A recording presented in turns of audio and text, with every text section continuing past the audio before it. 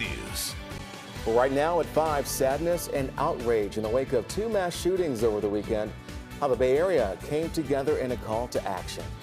And the heroic actions taken in Southern California after a gunman opened fire inside of a church. Somebody had to take some action. Plus, a look at the generous donation made in the search for a missing Bay Area woman. Also this morning, a place of refuge rocked by robbers. An East Bay community-driven church now finding itself in need. We were there as the pastor reacts, seeing what little the thieves left behind. Good morning to you. Thanks for joining us. It's Tuesday, May 17th. I'm Amanda Starrentino. And I'm Lynn Keys. Good morning to you. So glad to have you with us this morning. Your forecast is first, and looks like we're on quite a ride when it comes to the temperatures this week, Jessica. Yeah, we are warming up into the weekend, and you know what? It's not as windy today, nor is it as patchy when it comes to the fog, at least. So let's take a live look right now just over the city. A great opportunity to just see the lights right now. Like I said, it's pretty much clear throughout the city area. We're seeing some patchy fog in certain valleys, and we'll get to that in a second.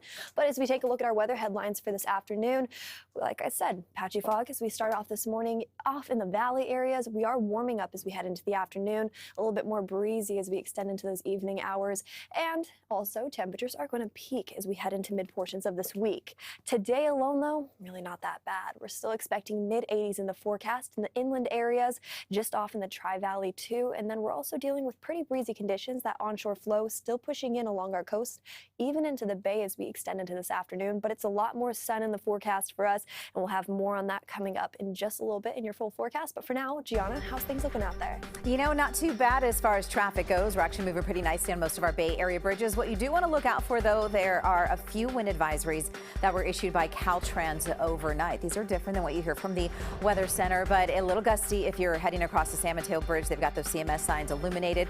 Warning drivers that wind advisory is still in effect. Also wind advisory for the Bay Bridge, but traffic is very quiet heading into San Francisco right now. It's still early. We don't see those meter lights at least till about 5:45 this morning, and it's getting busy already for that drive into the Altamont Pass. 580, 680 live look here at the interchange, and you can see things getting a little crowded there with some brake lights coming out of Tracy getting on to 580.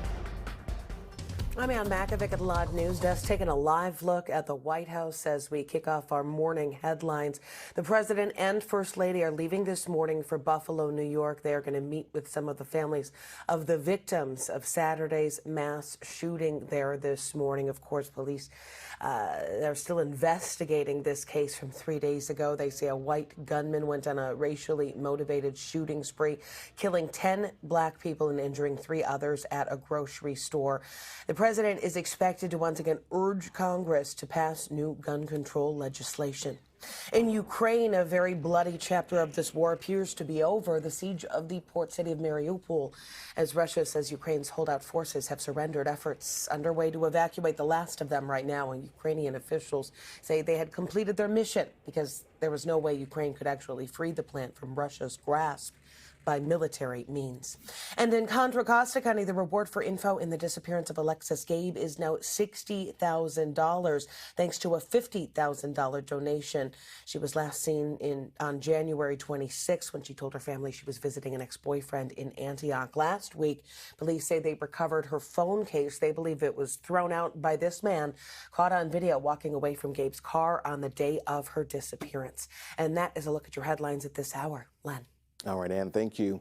Members of a Southern California church are in mourning, but at the same time, also grateful this morning for those who took action during a shooting rampage. When he shoot about a 7 or 8 gun, I see our member, our congregation all hide under the table. Pastor Billy Chang was the guest of honor at Sunday's luncheon at Geneva Presbyterian. He had just returned home after spending 2 years in Taiwan during the pandemic. He was up on the stage when someone opened fire. Somebody had to take some action. I see his gun is down, so I see that's a good chance. So I run to him. I bring the chair to hit the gunman. I'm afraid he will pick up his gun to shoot again, so I use my whole strength. Yesterday, a vigil was held in honor of 52-year-old Dr. John Chang. He was killed after he also tackled the suspect. 5 others were injured. Investigators are calling the attack a hate crime. It's a politically motivated hate incident agreements that this individual had between himself and the Taiwanese community. We got to lock arms, lock hands, and do what we got to do together. Back here in the Bay Area, AAPI leaders stood in solidarity with the NAACP at an emergency meeting in San Francisco.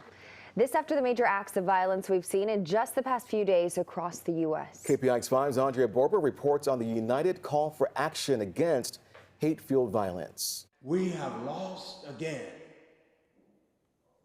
people who look like me, an African American. Inside the historic Third Baptist Church, an emergency meeting of the NAACP following the mass murder of 10 black people in Buffalo over the weekend. We have got to call for it for what it is. It's evil, it's un-American, and it does not have the right to exist in a civilized society. Sharing the microphone and Zoom with Dr. Amos Brown, members of the Asian American community, who say this is a moment for solidarity to stand with the pioneers of civil rights. With all what they have done, they have laid down the groundwork to support what we have been doing. Without them, I don't think I am able to speak, standing here to speak with you. For members of the black community, this weekend shooting was the same old story, set in a new location. We cannot allow this country, this nation, to go backwards, y'all. Everybody got to step up to the plate. We got to lock arms, lock hands, and do what we got to do together. Asians, black, white, Latino, LGBTQ. This ain't nothing new. They did it at the Pulse nightclub. This whole thing is about one thing. It is about fear and intimidation. It isn't about anything else. It is showing that if you are a minority in the United States, that you cannot be safe anywhere. Those gathered defiantly said they would not be intimidated into silence. I'm not scared to go to church. I'm not scared to go to the supermarket. I'm not scared to live in my own house. In San Francisco, Andrea Borba, KPIX 5. And new this morning, a church ransacked and robbed in the East Bay. And the suspects behind it are still out there this morning. Our Justin Andrews went to Pittsburgh, and Justin, you talked to the pastor about this major loss. Yeah, let me be honest with you all this morning. This story does not sit well with me. Who has the audacity to steal thousands of dollars worth of equipment from a place of worship, a place of refuge, a place that would literally help anyone who stands in need of anything? At some point over the weekend, St. James Cathedral of Faith was wiped out. The criminals snatched big TVs, audio equipment, speakers, instruments, all of it now gone. For the first time, Pastor Maria Gardner Langston is seeing the damage inside her church. They took the pictures off the wall? Yeah, pictures off the wall. Why would they take the pictures off the wall? She's devastated and hurt. It's just a bad hurt to know that people would come in and break in a church and take so much. And they ransacked my office. Not just her office, but the entire church. Sometime between late Thursday and Sunday morning, St. James Cathedral of Faith was a target for thieves. They yanked TVs off the wall, stole 2 drum sets, keyboards, microphones, sound system, a speaker, and a lot more. It's very hurtful to know that somebody would decimate and just, totally ransack a place of refuge. That's youth pastor David Dioff. He's still processing it too, trying to understand why.